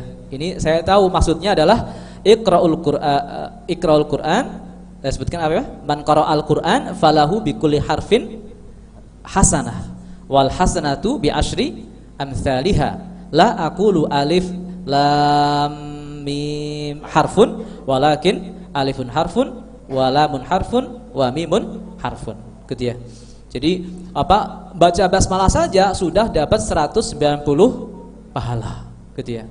Apalagi satu halaman itu ada ustadz nerangin itu ada biasanya rata-rata sekian huruf gitu ya. Kalau masing-masing itu jadi 10 dikalikan 10 maka kita dapat sekian, banyak sekali. Nah, Bapak Ibu sekalian yang dimuliakan Allah Subhanahu wa taala, tidak mengapa kita berniat mendapatkan pahala ketika tilawah gitu ya. Tetapi ternyata para ulama itu menyebutkan banyak niat yang bisa kita pasang. Bukan sekedar mendapatkan pahala dari Allah sekedar, mohon maaf ya. Karena masih banyak lagi yang lain. Dapat hidayah itu, kalau hidayah nanti kita bisa melakukan amalan yang besar, pahalanya lebih besar lagi. Bukan sekedar 190 seperti tadi gitu ya. Nah, jadi maka disebutkan ya, innamal a'malu binniyat wa innamal likulli imri'in ma nawa. Gitu ya. Jadi yang kita dapatkan itu sesuai yang kita niatkan. Niat kita banyak, dapatnya kita banyak. Bisa kita pasang niat, saya sebutkan beberapa saja. Ini saya nukilkan dari Syekh Khalid siapa ya, saya lupa itu ya. Mafatih, judulnya Mafatih Tadabburul Quran. Pertama adalah mendapatkan ilmu. Yang kedua mendapatkan motivasi untuk beramal. Yang ketiga bermunajat kepada Allah, mendapatkan pahala, mendapatkan kesembuhan, mendapatkan jodoh, bisa juga mungkin, silahkan gitu ya. Nah, baca ayat-ayat surat An-Nur misalnya gitu ya, suratnya kaum jomblo gitu ya. Nah, mendapatkan ilmu misalnya apa? Ilmu bukan sekedar tentang informasi tentang ini tentang itu ya. Ilmu itu seperti Allah firmankan dalam surat Muhammad sallallahu alaihi wasallam ayat 19, "Fa'lam annahu la ilaha illallah wastaghfir lidzambik." Fa'lam, maka ketahuilah, maka carilah ilmu yang kesimpulannya adalah la ilaha illallah. Kita semakin bertauhid kepada Allah Subhanahu wa taala, kita semakin merasa kecil di hadapan Allah, banyak kekurangan, memalukan, sehingga wastaghfir lidzambik. Ilmu yang bermanfaat, ilmu yang seperti itu yang semakin mendekatkan diri kita kepada Allah Subhanahu wa taala. Innama yakhsyallaha min ibadihil ulama. Gitu ya. Bukan ulama MUI, bukan ya. Ulama ini orang yang dapat ilmu dari Al-Qur'an sehingga akhirnya bisa merasa takut kepada Allah Subhanahu wa taala. Takut dan mengagungkan. Khosyah itu takut dan mengagungkan. Nah, Bapak Ibu sekalian yang dimuliakan Allah Subhanahu wa taala. Nah, kita lewatin saja gitu ya. Nah, di sini ada perkataan Ibnu Mas'ud radhiyallahu anhu, Rasulullah SAW mengajari para sahabat 10 ayat 10 ayat. Beliau tidak mengajarkan 10 ayat berikutnya sebelum mereka mempelajari ilmu dan amalnya. Ilmu dan amal. Ada mushaf bagus sekali, judulnya Al-Qur'anul Karim Tadabburun wa Amalun. Saya lihat sudah terjemahkan Pustaka Kautsar gitu ya. Baru gitu ya. Al-Qur'anu Tadabburun wa Amalun gitu ya. Jadi ada apa? Ada petikan perkataan para ulama, kemudian ada rekomendasi apa yang kita amalkan dari halaman ini. Nah gitu. Kalau perkataan ulama itu untuk membangkitkan hati kita, kalau rekomendasi itu adalah untuk aplikatifnya. Nah gitu. Itu ada di Pustaka Kautsar. Tapi yang nggak tahu apakah diterjemahkan secara full atau tidak, wallahu a'lam gitu ya. Kemudian sebutkan ya, seseorang hendaknya membuka-buka Al-Qur'an untuk membina dirinya. Kapan aku termasuk orang yang bertakwa, kapan aku termasuk orang yang khusyuk, kapan aku termasuk orang yang sabar, kapan aku zuhud terhadap dunia, kapan aku melawan hawa nafsu dan sebagainya. Jadi dipaparkan kondisi kita dengan ayat-ayat, wah, saya masih orang munafik. Apa misalnya? Apa namanya? Wa idza qamu ilas sholati qamu kusala yuraunan nasa wala yadhkurunallaha illa qalila. Ya Allah, saya masih munafik gitu ya. Dihapus, diamalkan. Nah gitu. Itu namanya adalah mempelajari gitu ya. Kemudian, wahai para penghafal Al-Qur'an, kalian sudah sangat jauh di depan kami. Bila kalian tersesat ke kanan atau ke kiri, maka kalian akan tersesat sangat jauh. Gitu ya. Maka kami tersesat sangat jauh. Jadi mohon maaf gitu ya. Jadi sekarang kita itu terlalu memberikan ekspektasi berlebihan kepada para penghafal Al-Qur'an. Gitu ya. Mohon maaf gitu ya. Para penghafal kan padahal kan baru menghafalkan. Mungkin SD, belum tahu bahasa Arab, belum tahu tafsirnya. Tapi kita berekspektasi terlalu berlebihan. Harus soleh, harus gini dan sebagainya gitu ya. Sehingga apa nanti? Wah, itu yang hafalnya seperti itu, anak saya nggak hafal ya parah juga nggak apa-apa. Nah, parah seperti itu. Tidak boleh seperti itu gitu ya. Jadi para penghafal Al-Qur'an juga manusia gitu ya. Bahkan mohon maaf juga gitu ya, ada seorang syekh di kampus kami An-Nuaimi, beliau udah wafat ya, Syekh Hasan Al-Bashir gitu ya. Pernah kita ceritakan ke beliau, Ustaz, pesantren ini setiap tahunnya mencetak sekian puluh penghafal Al-Qur'an. Beliau ternyata apa namanya ini syekh dari Sudan gitu ya. Syekhnya para masyayikh kita nah gitu ya. Beliau mengatakan apa? Oh, berarti setahunnya sekian keping CD. Gitu jawabannya. Karena apa? Karena kalau kita tidak tambahi gitu ya, didik mereka dengan lebih baik lagi kemampuan bahasanya, kemudian tafsirnya dan sebagainya, ya tak ubahnya seperti sekeping CD. Ini saya nukil tekstual dari kata beliau gitu ya, di An-Nuaimi. Beliau mengatakan seperti, beliau penghafal Al-Qur'an juga, dari kecil udah hafal Al-Qur'an, orang Sudan gitu ya. Kemudian Bapak Ibu sekalian yang dimuliakan Allah Subhanahu wa taala, mohon maaf gitu ya, sampai juga kepada ini yang sering bikin kita alergi gitu ya. Tapi saya hati-hati sekali menulis di sini. Gitu apa? Menambah kemampuan bahasa Arab. Tidak saya tulis mampu berbahasa Arab. Tapi apa? Menambah. Atau mungkin bersemangat menambah kemampuan bahasa Arab, gitu ya. Jadi Bapak Ibu sekalian yang dimuliakan Allah Subhanahu wa taala. Jadi Al-Qur'an itu bahasa Arab. Yang akan berikan kita hidayah itu adalah Al-Qur'an yang kita baca. Bukan bahasa Indonesianya. Nanti akan kita buktikan, gitu ya. Bapak Ibu sekalian yang berarti Allah Subhanahu wa taala, maka pancaran hidayah yang Allah berikan kepada kita adalah ketika kita sedang membaca versi Arabnya. Itu menurut para ulama seperti itu, gitu ya. Maka di sini Bapak Ibu sekalian yang berarti Allah Subhanahu wa taala, wah, kita kan orang Indonesia, kan udah ada terjemahannya, gitu ya. Bapak Ibu sekalian yang dimuliakan Allah Subhanahu wa taala, kita akan buktikan. Ternyata terjemahan itu sangat-sangat miskin, gitu ya. Bahkan ulama Mesir, ulama Al-Azhar itu ada yang mengharamkan terjemah Al-Quran. Mohon maaf nih, mengharamkan terjemah Al-Quran. Al-Quran tidak bisa diterjemahkan. Al-Quran tidak bisa diterjemahkan. Karena terjemah itu harus benar-benar mentransfer semua yang diinginkan oleh pemilik buku itu. Sementara Al-Quran nggak bisa, maknanya dalam sekali, banyak sekali, nggak bisa diterjemahkan. Maka ada jalan tengah namanya tarjamatu ma'anil Quran. Di Mushaf Madinah tulisannya bukan terjemah Al-Quran, tarjamatu ma'ani Al-Quran. Itu dibolehkan. Kalau terjemah Al-Quran nggak bisa sama sekali, gitu ya. Oleh karena itu Bapak Ibu sekalian yang dimuliakan Allah Subhanahu wa taala, nah nih, walau ja'alnahu Qur'anan a'jamiyan laqalu laula fussilat ayatuh a'jamiyyu wa arabi, gitu ya. Jadi kalau Al-Qur'an itu tidak menggunakan bahasa Arab, itu akan butuh sekali, banyak sekali penjelasan. Sementara Al-Qur'an itu penjelasannya luar biasa. Diksi Al-Qur'an itu luar biasa. Bahkan saya boleh mengatakan hanya ada satu bahasa yang abadi sampai hari kiamat, itu bahasa Arab. Sampai hari kiamat. Loh kok bisa Ustaz? Berani banget. Karena Al-Quran sampai hari kiamat abadi. Al-Quran pakai bahasa Arab, maka bahasa Arab pun sampai hari kiamat abadi. Dan tidak akan seperti bahasa Indonesia tahun sekian, sekarang sudah tidak dikenal. Bahasa Arab akan tetap segar. Ribuan tahun yang akan datang akan tetap segar. Keistimewaan bahasa Arab itu luar biasa.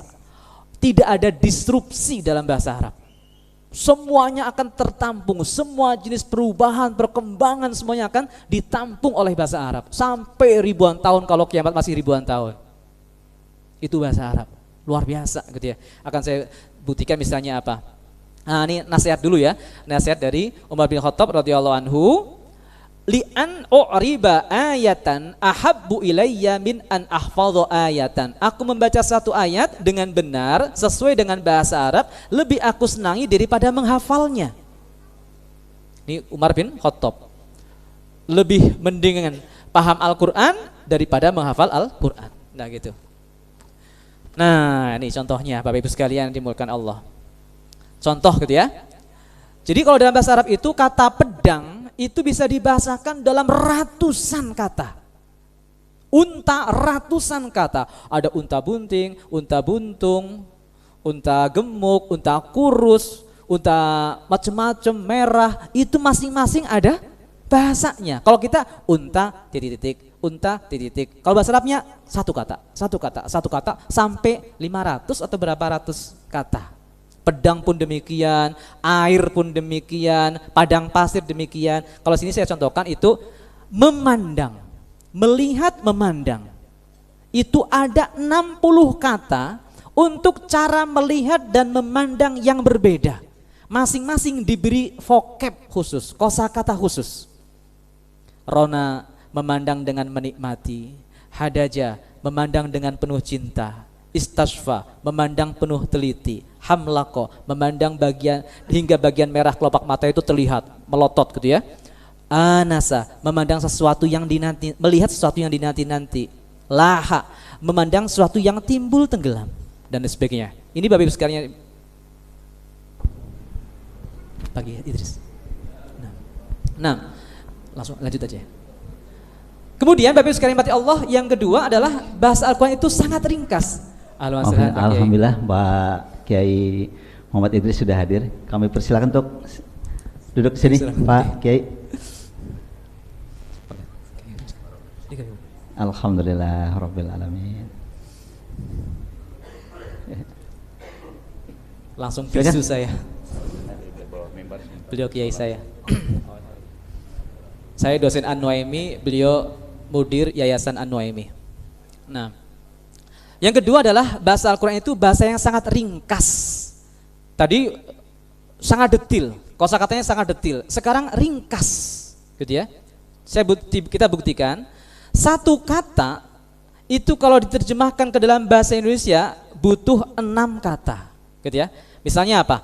Firman Allah surat Hud ayat 28. Anulzimukumuha. Satu kata. Anulzimukumuha. Diterjemahkan ke bahasa Indonesia, apa akan kami paksakankah kamu menerimanya? Bisa lihat bahasa Indonesia kaya atau miskin? Ini kayak $1 15.000. Saya pernah dulu di Mesir. Akhi, saya dapat uang 10.000 rupiah. Nih berapa nih? Ya Allah, 10.000 rupiah doang gitu ya. Seneng banget. Binar-binar gitu ya. 10.000 gitu ya. Saya dapat dari turis tadi orang Indonesia, haji orang Indonesia. Nah, itu kursnya. Satu kata jadi 6 kata bahasa Indonesia. Fa'asqainakumuh. Ya kan? Lalu kami beri minum kamu dengan air itu. 8 kata. Satu kata jadi 8 kata. Kursnya gitu ya. Kursnya nilai tukarnya seperti ini. 1:8, 1:6 gitu ya. Itu Bapak Ibu sekalian yang dimuliakan Allah Subhanahu wa taala. Kemudian yang ketiga, kaya dengan kandungan makna.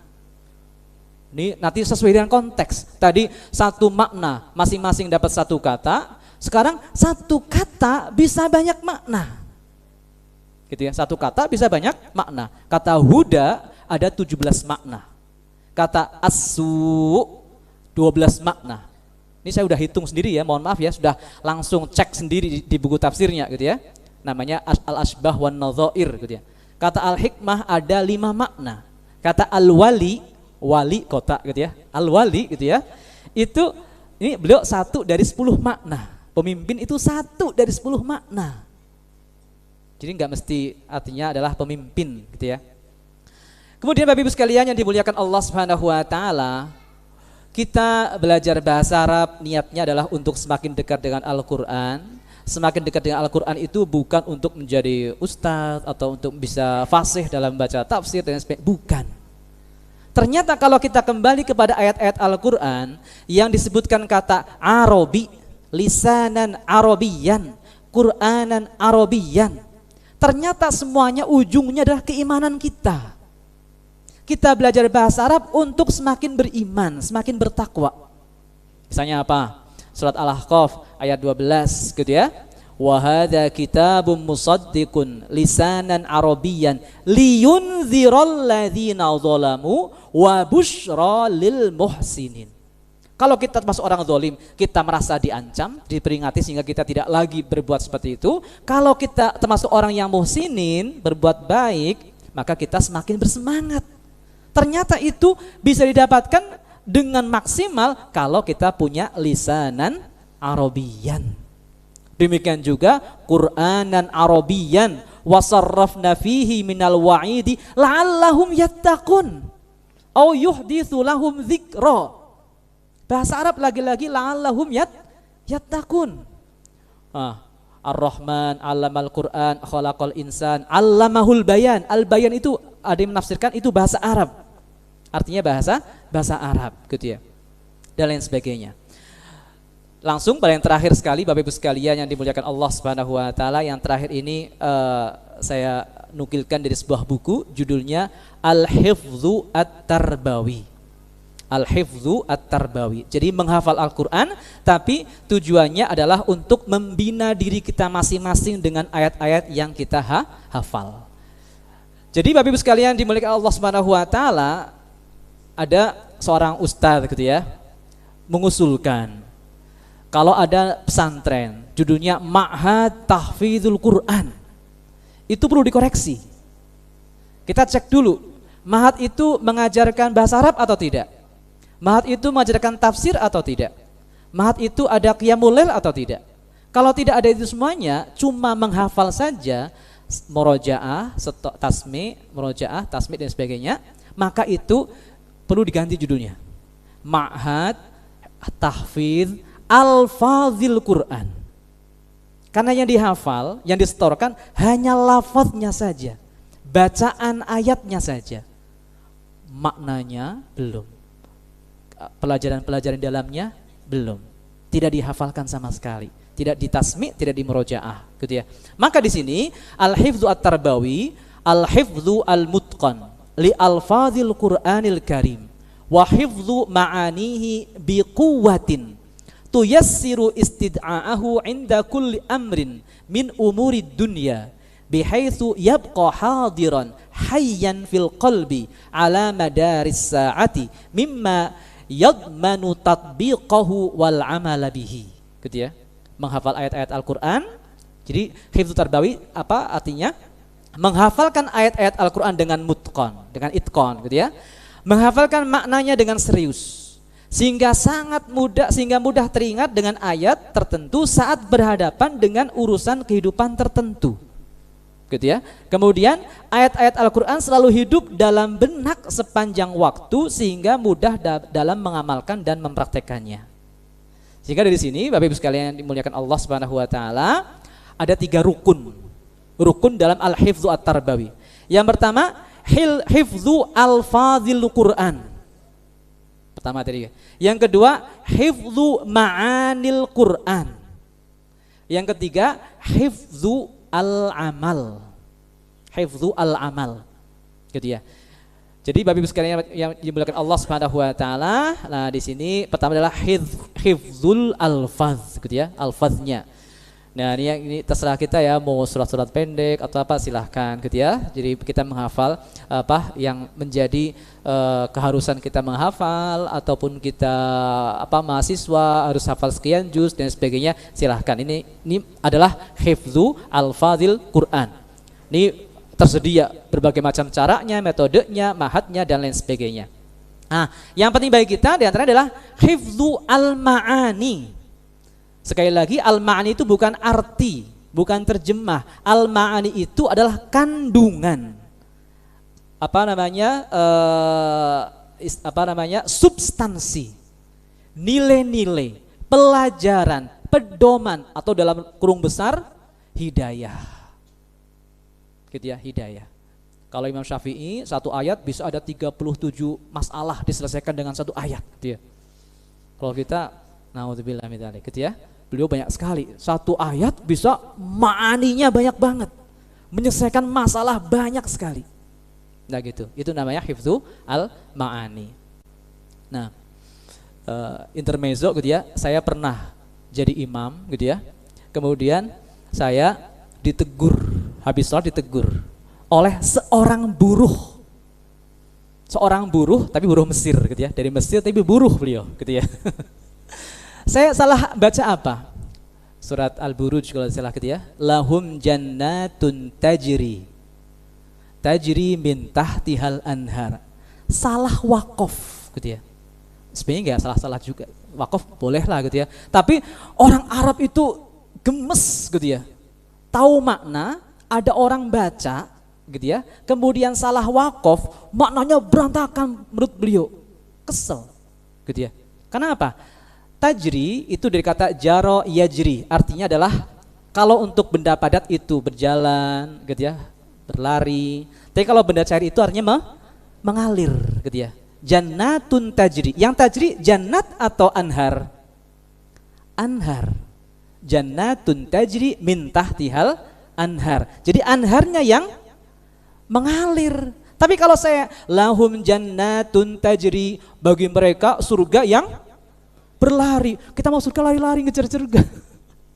Orang Arab kesel banget dengar gitu. Sampai Syekh, dipanggil Syekh saya waktu itu mungkin supaya nggak marah, gitu ya. Syekh, gitu ya. Imam, mohon maaf, tadi wakofnya kok lahum jannatun tajri.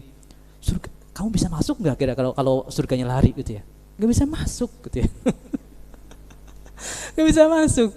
Jadi salah wakaf, parah sekali. Kalau lahum jannatun tajri, maka yang tajri itu jannat. Tapi kalau lahum gitu ya. Kemudian mulai dari awal lagi lahum jannatun tajri min tahtihal anhar. Orang paham yang tajri itu anhar. Anhar berarti mengalir, sungainya mengalir di bawah itu. Jadi itu Bapak Ibu sekalian yang dimuliakan Allah Subhanahu wa taala, kita hendaknya memahami. Kalau enggak itu kadang lucu gitu ya.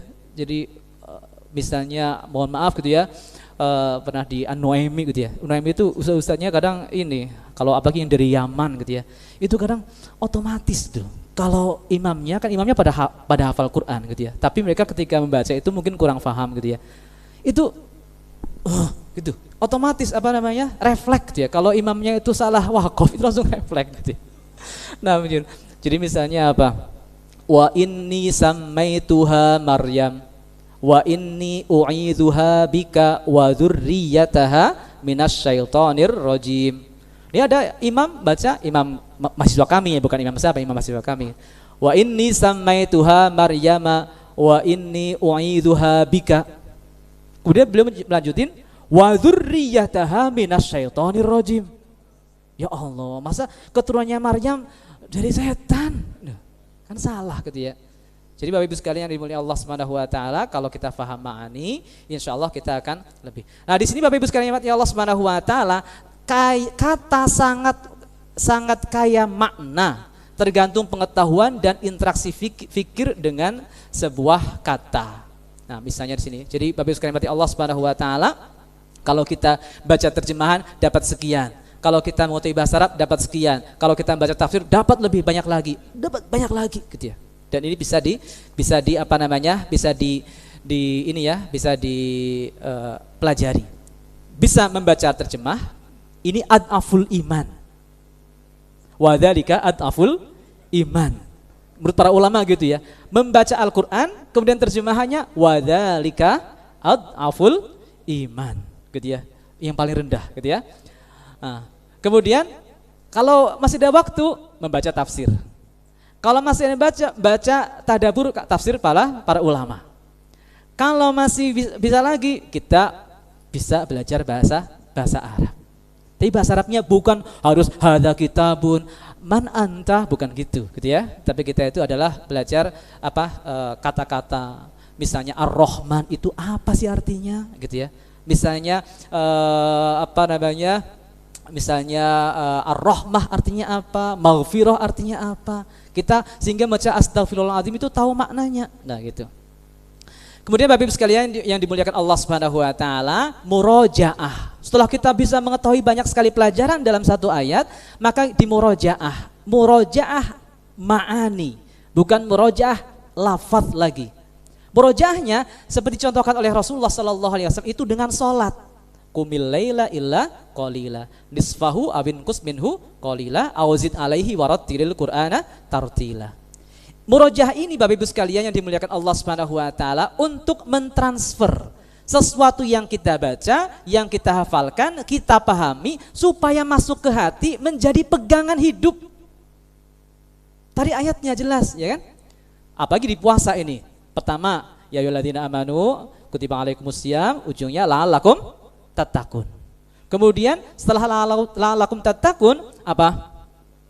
Alif lam mim dzalikal kitabu la raiba fih hudan lil muttaqin. Oh, kita puasa itu untuk bertakwa. Kita bertakwa itu untuk apa? Untuk dapat hidayah. Hidayahnya di mana? Alladzina yuqimunas shalah, alladzina yu'minuna bil ghaibi wa yuqimunas shalata wa mimma razaqnahum yunfikun. Ternyata hidayah untuk orang bertakwa itu caranya hidayah dari Al-Qur'an, tapi sarananya adalah salat. Maka Rasulullah bersabda, was-salatu nurun. Dan salat adalah sarana untuk mendapatkan cahaya. Cahaya apa? Cahaya hidayah dari Al-Qur'an. Nah itu, maka melalui salat. Yang terakhir sekali Bapak Ibu sekalian yang dimuliakan Allah Subhanahu wa taala, hifdzul amal. Nah, inilah yang semoga setelah kita paham gitu ya, kita hafal, sehingga apa? Hifdzul amal itu artinya apa? Kita mengalami kondisi tertentu, ingat ayat. Oh, ini yang harus saya pegang. ada musibah, kita ingat innalillahi wa inna ilaihi rajiun. Itu. Jadi Bapak Ibu sekalian Allah Subhanahu wa taala, nanti insyaallah filenya akan saya akan disampaikan kepada Bapak Ibu semuanya. Semoga ini bermanfaat dan bisa menambah intensitas kita dengan Al-Qur'an. Mohon maaf kalau penyampaiannya tidak teratur, kemudian juga agak sedikit terburu-buru ataupun kebanyakan gitu ya. Jazakumullah khairan wa'alafu minkum. Wassalamualaikum warahmatullahi wabarakatuh. Assalamualaikum warahmatullahi wabarakatuh. Masya Allah. Terima kasih Ustadz Muhammad Sofwan Abbas yang telah menyampaikan berapa poin Bapak Ibu tadi? 7 8 apa 8? 8 Tat. Angka yang cakep. Ya.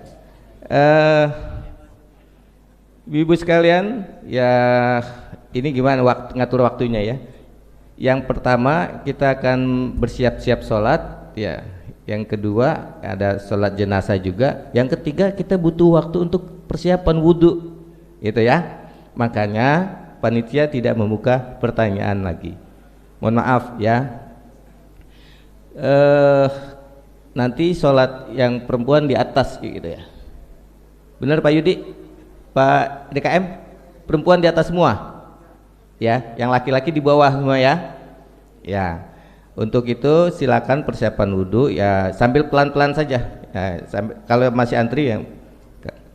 Sekali lagi kami sebagai pembawa acara mohon maaf ya bila ada kata-kata salah dan terima kasih semuanya sudah tercatat. Nanti ada materi juga yang akan disampaikan oleh Ustadz Yudi.